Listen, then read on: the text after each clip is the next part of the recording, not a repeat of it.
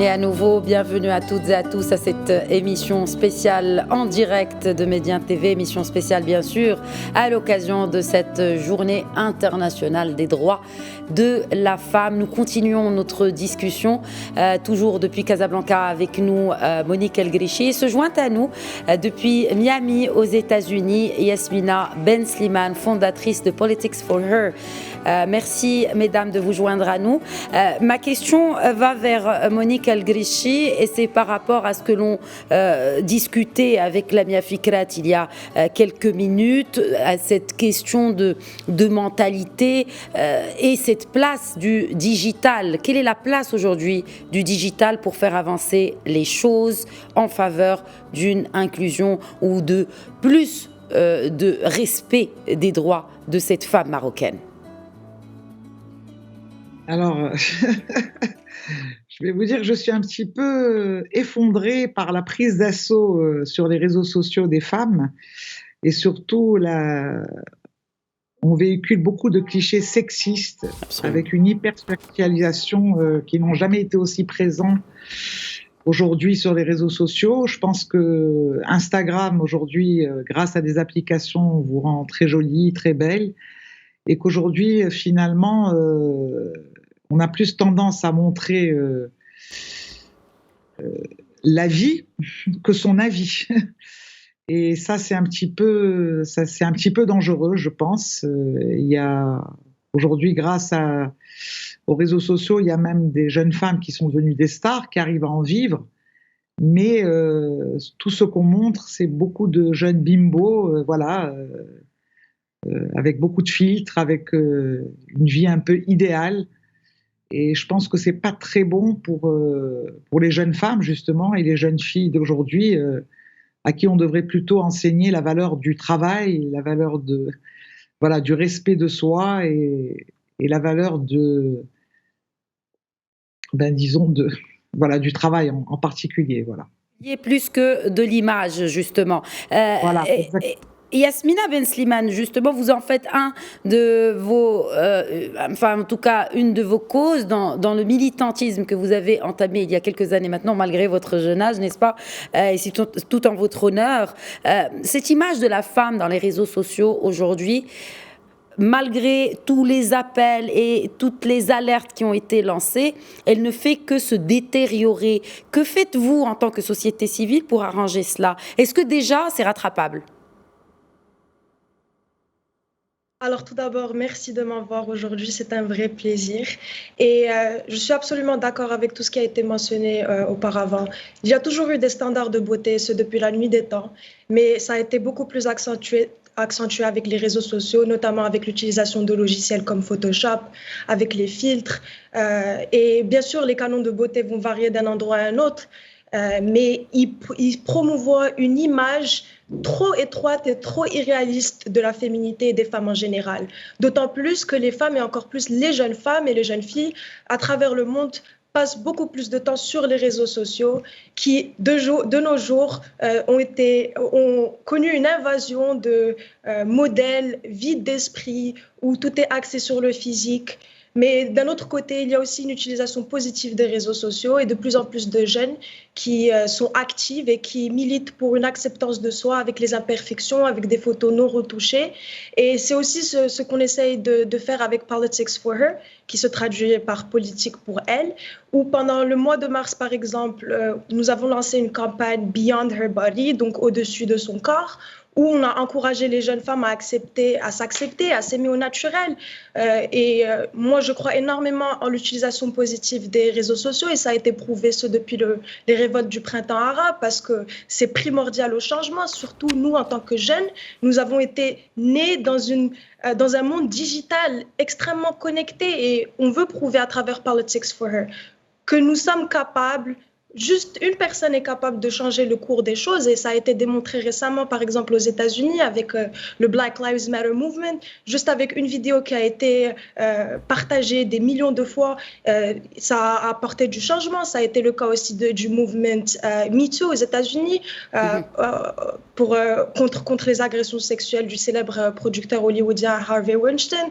Donc c'est exactement ce qu'on fait à travers Politics for Her. On veut prouver qu'en tant que femme, qu'en tant que jeune femme éduquée, nous pouvons contribuer au changement, que avant tout, il faut apprendre à s'accepter, à s'aimer, à croire en soi, et que cela va au-delà du physique, qu'on est capable, et que même les réseaux sociaux, aujourd'hui, ils challengent le rôle des médias traditionnels parce que les citoyens ont le pouvoir, on s'informe sur les réseaux sociaux, on est actif à travers des réseaux sociaux.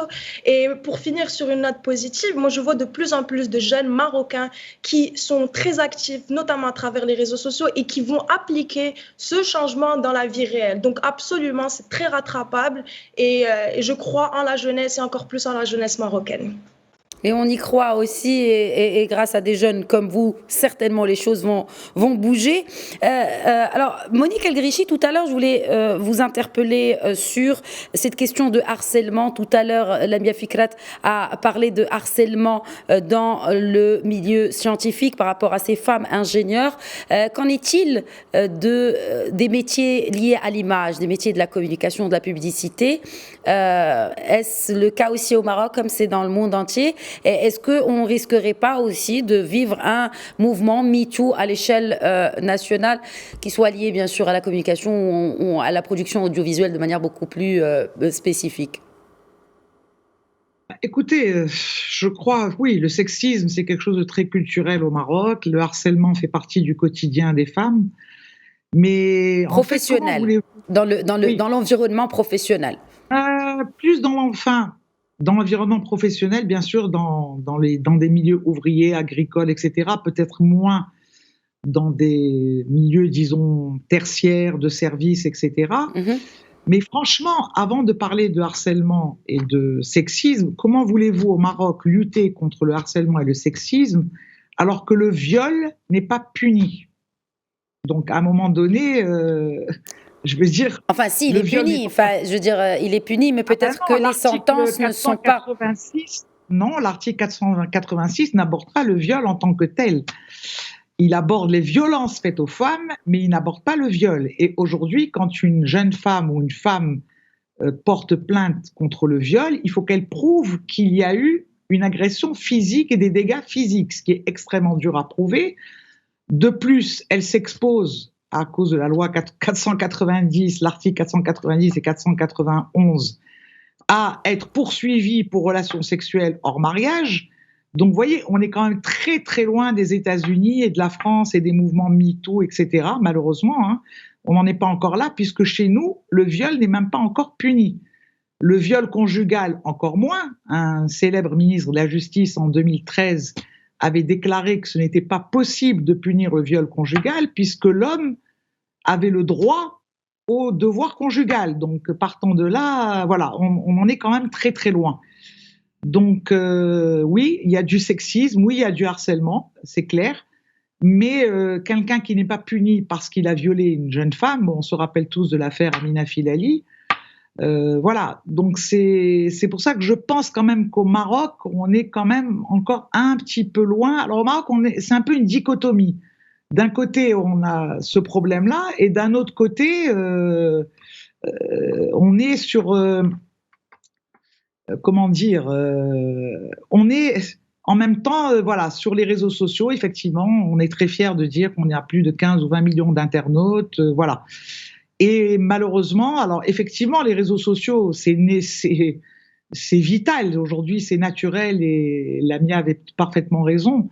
Maintenant, au Maroc, c'est beaucoup employé, en tout cas chez les jeunes femmes, plutôt pour se valoriser, plutôt que pour des grandes causes. Hein, voilà. Et on est encore loin de... Voilà, on a une justice quand même... en fait, vous savez, c'est les limites du code pénal marocain. Voilà. Et tant que le viol restera impuni, le harcèlement et le sexisme, voilà, continueront et perdureront dans notre pays, c'est clair. C'est ce que en tout cas, nous ne le souhaitons pas et nous sommes ici justement pour mettre la lumière sur ces phénomènes-là et sur leurs impacts hautement négatifs sur, que ce soit les femmes d'ailleurs ou même les hommes dans ce pays. J'aimerais peut-être faire réagir Yasmina Ben Slimane par rapport à cette question. Oui, alors je suis d'accord. Pour moi aussi, c'est une grande lutte d'apporter du changement au niveau législatif au Maroc parce qu'il y a un grand vide juridique dans la protection des femmes et des enfants et des jeunes femmes en particulier. Et je pense aussi que si on veut vraiment qu'il y ait du changement au niveau social, au niveau culturel, il faut d'abord commencer par un travail de fond sur nos textes de loi qui doivent être réformés, qui doivent être changés. Et je pense que c'est extrêmement possible parce que, comme l'a prouvé en 2014, l'abrogation de l'article 475 qui punissait les femmes victimes de viol, qui les forçait à se marier à leur agresseur. Et comme ça a été mentionné, l'affaire de Emina Filali qui s'est donné la mort parce qu'elle ne pouvait pas supporter être mariée à son bourreau. Et c'est extrêmement malheureux. Mais il y a beaucoup de challenges qui viennent jusqu'au jour d'aujourd'hui. Si les femmes sont victimes de viol, non seulement c'est extrêmement dur de prouver, mais en plus de ça, il y a la pression de la société. Et en plus de ça, il y a l'article 490, comme ça a été mentionné, qui punit les relations sexuelles hors mariage. Et il y a aussi énormément de violence sur les réseaux sociaux. Il y a eu une grosse vague de revenge porn pendant le mois de Ramadan de l'année dernière avec des divulgations de photos intimes, parfois de mineurs. Et elle ne pouvait même pas, elle ne savait même pas comment réagir, elle ne savait même pas ce qu'il fallait se faire. Mais il y a des jeunes qui ont créé un mouvement à travers les réseaux sociaux, Diha Frasek, pour justement lutter contre les divulgations non consensuelles d'images de jeunes filles et de femmes marocaines. Et c'est pour ça que je crois au changement et que je pense que même à travers les réseaux sociaux, on est capable de faire bouger les choses et après, à partir de là, d'apporter du changement dans la vraie vie. Et tout doit commencer par une réforme du code pénal. J'y crois fortement aussi. Mais si, en ayant un ministère qui est dédié justement à la femme et à l'égalité, on n'arrive toujours pas à atteindre ces objectifs-là. Je m'adresse à présent à Monique El Grichi. Qu'est-ce qu'il nous reste du coup si un département entier peine, n'est-ce pas, eh bien, à faire avancer les choses en faveur de cette femme marocaine? Que reste-t-il? Ceux qui ont beaucoup fait avancer les choses, je pense, dans notre pays, c'est la société civile. Effectivement, il y a eu le mouvement Massaktesh qui a été important. Tout à l'heure, on a parlé avec la présidente de l'association Jauge aussi qui fait énormément. Il y a quelques années, rappelez-vous, l'association INSAF a milité pendant des années pour le travail, pour la lutte contre le travail des petites bonnes. C'était comme ça qu'on appelait ça. Et elle a réussi à faire passer cet article aussi. Donc il y a énormément, et d'ailleurs la plupart de ces grandes associations, que ce soit INSAF, L'Heure Joyeuse, Baïti, les citoyens, elles sont dirigées par des femmes. Et je pense que les femmes au Maroc, il y a beaucoup d'énergie dans la société civile et chez les femmes marocaines, et c'est elles qui font bouger les choses. Et quand on parle de l'affaire de Amina Filali, je crois que le reportage à l'époque, le documentaire qu'avait fait la jeune réalisatrice marocaine Ine Ben Sari, a eu beaucoup d'impact sur les jeunes Marocains parce que elles parlaient leur langage, ça a été diffusé sur les réseaux sociaux. Donc je pense que, et tout à l'heure quand je disais que les médias, en fait quand je parle des médias, qu'ils soient digitaux, audiovisuels, classiques ou via le digital, ont un rôle extrêmement important à jouer pour contrer, pour lutter contre ça. Et malheureusement, comme vous dites, les ministères n'ont pas fait grand-chose. Les différents ministres aux droits de la femme, comme on dit. Pour l'instant, je pense qu'il y a eu plus de manifestations. Rappelez-vous la manifestation aussi à Rabat, où on était des milliers de femmes quand on nous avait traités de comment c'était là de lustres. Voilà, de lustres. Voilà, nous étions des lustres qui éclairions les foyers. Voilà. Donc, je pense que voilà, à travers tous ces mouvements, à travers toutes ces femmes qui militent, et il y a des associations, il n'y en a pas qu'à Casa et Rabat, Il y a tout un tissu associatif dans tout le Maroc, dans la région d'Essaouira, dans l'arrière-pays, les coopératives, les femmes se sont mobilisées pour... Et vous savez, il y a un point quand même positif, même si le recul, il y a beaucoup de recul dans les femmes qui travaillent. Par contre, les autos, avec la nouvelle loi sur l'auto-entrepreneuriat, il faut savoir quand même que 47% des femmes, depuis que la loi a été créée, les 47% des auto-entrepreneurs sont des femmes. Les femmes, oui. Donc, vous voyez que il y a le bouche à oreille qui fonctionne, il y a les réseaux sociaux, tout ça fait que aujourd'hui les femmes se prennent en main, et je pense que ce qu'on doit inculquer, c'est cette culture. Voilà, d'abord c'est l'éducation, parce que sans éducation on n'a pas accès à rien. Il y a aussi des programmes, je vois au niveau de l'heure joyeuse, il y a un programme qui s'appelle la COAP, c'est la cellule d'orientation et d'insertion professionnelle, qui prend en charge chaque année des centaines de jeunes, ce qu'on appelle les NEET, sans emploi, sans stage, sans aucun avenir. Là-dedans, il y a 50% de jeunes femmes à qui on apprend d'abord à s'estimer, à se valoriser, à parler. Donc c'est le savoir-être, et en plus du savoir-être, c'est après leur donner une formation pour les insérer dans la vie professionnelle. Et il y a même des petits formats d'entrepreneuriat. Et je pense que voilà, c'est ça. Et il y a beaucoup de jeunes qui viennent. Il y a une vraie appétence sur ces sujets, parce que tout le monde ne peut pas faire des études supérieures, tout le monde ne peut pas accéder à des grandes entreprises, parce que dans les grandes entreprises, il y a des programmes pour la parité. Toutes les grandes entreprises marocaines aujourd'hui ont pris conscience que c'était important, et d'abord, c'est presque devenu aujourd'hui obligatoire pour avoir des notations Vigéo, etc. C'est tout ce qui est RSE, parité. Mais ces grandes entreprises, elles ne sont pas à la portée de la majorité des femmes qui travaillent dans l'informel ou dans des secteurs précaires. Et c'est celles-là qu'on doit protéger, c'est celles-là qu'on doit aider, c'est celles-là qu'on doit soutenir. C'est ces femmes-là qu'il faut aider à sortir. Et souvent aussi, elles sont chefs de famille. Exact. N'oubliez pas qu'au Maroc, beaucoup de femmes sont chefs de famille dans des milieux sociaux très, très défavorisés. Et ces femmes-là, non. Il n'y a pas d'accès, malheureusement pour elles, il n'y a pas d'endroit où laisser leurs enfants. Donc ça aussi, c'est très, très difficile. Enfin, et toutes ces associations aident toutes ces femmes, justement, à pouvoir bénéficier d'un emploi tout en gardant leurs enfants, les éduquant, etc. Voilà. Je vais peut-être terminer avec Yasmina Ben Slimane. Donc vous êtes aux États-Unis, vous évoluez donc aux États-Unis, un pays connu pour le respect du choix de l'autre et cette liberté, premier amendement de la Constitution américaine. Vous restez quand même marocaine. Quels sont selon vous les changements à apporter, peut-être pas dans un futur très proche, pour qu'on respecte davantage le choix de l'autre? Alors, c'est une très bonne question, parce que malheureusement, à travers l'activisme que je fais, je me reçois beaucoup de haine, notamment dans les commentaires de vidéos. Et pour la grande majorité des cas, ça vient de mes compatriotes marocains. Il y a beaucoup de jugements, il y a un manque de compassion, de tolérance, alors que nos différences devraient nous rapprocher. On devrait apprendre les uns des autres et prendre en considération les différentes expériences et les différents vécus, les différents facteurs économiques, politiques, culturels.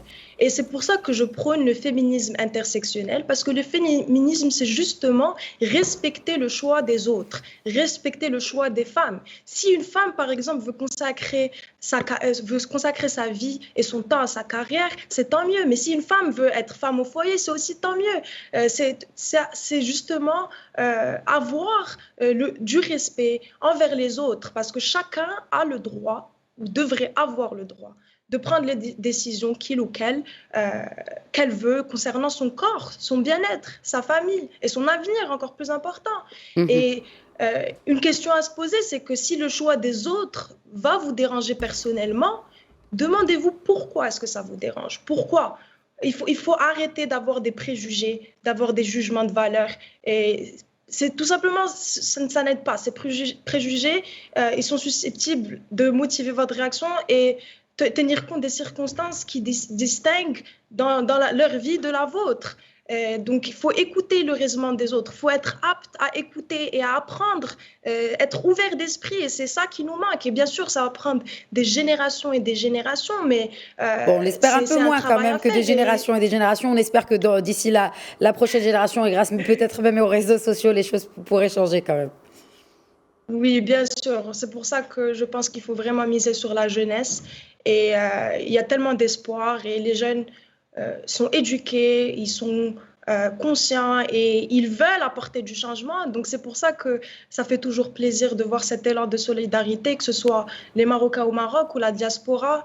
Et voilà, donc il y a énormément d'espoir et c'est juste un travail à faire sur nous-mêmes. Il y a toujours de l'espace pour s'améliorer et Absolument. pour changer les préjudices qu'on a. Évoluer, parce qu'il s'agit de faire évoluer les choses. Exactement. Et on espère que ce n'est pas que pour le 8 mars que ces messages sont adressés. Il faut comme un petit rappel qui soit constant par rapport à toutes ces questions que nous avons discutées aujourd'hui. Voilà, cette émission spéciale touche à sa fin. Je réitère mes remerciements à mes deux dernières invitées, Monique El Grichi et Yasmina Ben Slimane, qui ont encore une fois enrichi cette discussion. Merci beaucoup, mesdames. Merci à vous. Et bien sûr, je remercie toutes les intervenantes qui se sont succédées tout au long de ces 2 heures pour porter ce message de l'inclusion de la femme en tant qu'élément principal de la société, non seulement du foyer, mais aussi de la société, et qui fait que nous rêvons et nous continuerons de rêver plutôt au féminin comme au masculin d'un lendemain meilleur pour nos jeunes générations de filles marocaines, soient-elles ici au Maroc ou ailleurs. Je vous souhaite à toutes et à tous une excellente suite des programmes. J'aimerais également remercier toutes les personnes qui ont travaillé en cette journée particulière tout au long de cette journée sur Média TV, qui ont permis de réaliser tous ces programmes à l'occasion de la journée internationale des droits des femmes. Merci à vous de votre fidélité.